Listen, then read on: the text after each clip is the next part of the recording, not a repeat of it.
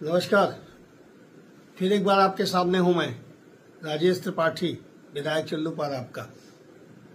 मैं पिछले अपनी बातों में बता रहा था कि ये मामला जो विनय शंकर तिवारी जी के ईडी लेके गई है, सीबीआई जो जांच चल रही है, ये मामला लेन देन का नहीं, ये मामला फ्रॉड का है, घोटाले का है।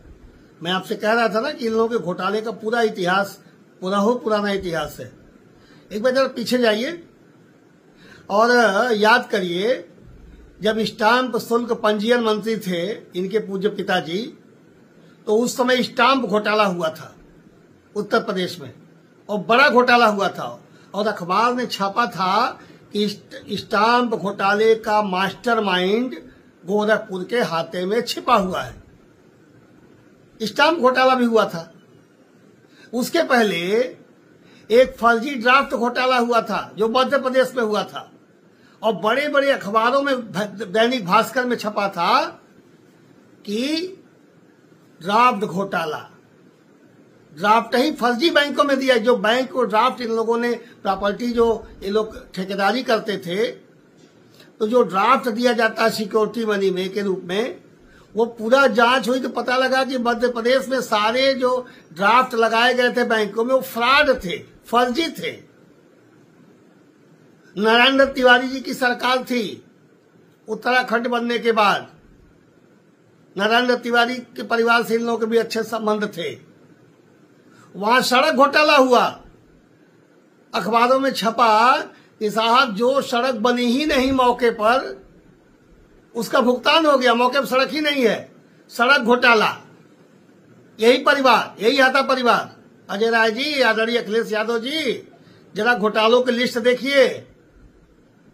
ये जो विधवा विलाप आप लोग कर रहे हैं ना, सीबीआई ले गई, ईडी ले गई, क्या क्या इन लोगों के इतिहास रहे हैं। और जानिए, सुल्तानपुर से लेकर के और प्रयागराज का एक सड़क घोटाला हुआ था बीएसपी के शासनकाल में।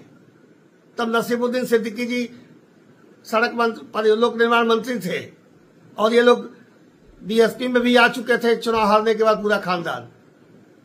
एक सड़क घोटाला हुआ था, 5 इंजीनियर बर्खास्त हो गए इसी गंगोत्री इंटरप्राइजेज के चक्कर में। उसी में ब्लैक लिस्टेड हुई थी ये संस्था। सड़क घोटाला। चिल्लूपार में एक सड़क इन लोगों ने बनवाई थी। चिल्लूपार के लोगों बड़े बेचैन है ना आप लोग, कुछ लोग लड़के हैं, पंडित जी और ब्राह्मण कर रहे हैं। एक डेरवा से मेहदिया गगहा एक सड़क कागज में बनी हुई थी, करोड़ों की।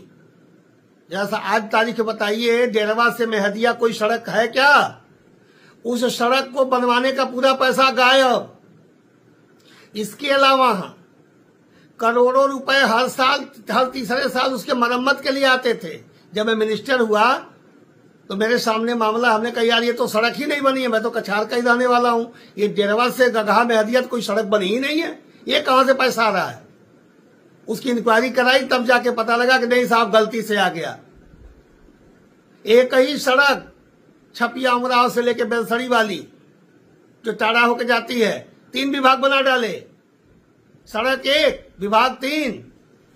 घोटाले करने का तो ये लोग पक्के बड़े बड़े घोटालेबाज है। वही आज ये पहला के, पहली बार सीबीआई और ईडी ने हाथ डाला है, क्योंकि इन लोगों के आतंक के चलते, इन लोगों के राजनीतिक रसूख के चलते, सरकारें बनाए बिगाड़े जाने के अपने एंगल के चलते सरकारें चुप रहती थी। लेकिन आखिर बिल्ली की मां कब तक खैर मनाएगी? कहीं न कहीं तो भंडा फूटेगा, कहीं तो कहीं पाप का घड़ा भरेगा।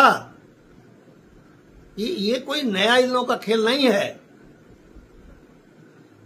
ब्राह्मण की बात आता हूं अगली क्लिप में, तो ब्राह्मणों के कितने बड़े हितैषी हैं उसकी चर्चा मैं करता हूं।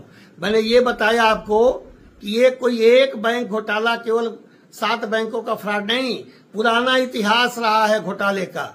इन लोगों का हाथ पहली बार डाला गया है, और फिर फोन करके बेचैन होकर के ब्राह्मणों एक हो जाओ, ब्राह्मणों का अस्तित्व खतरे में है।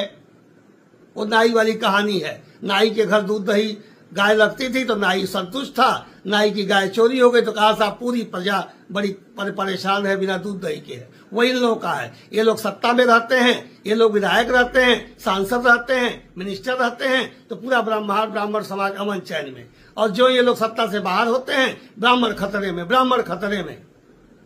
तो अगली क्लिप में आपसे बात करूंगा कि कितने बड़े लोग ब्राह्मणों के हितैषी हैं। नमस्कार।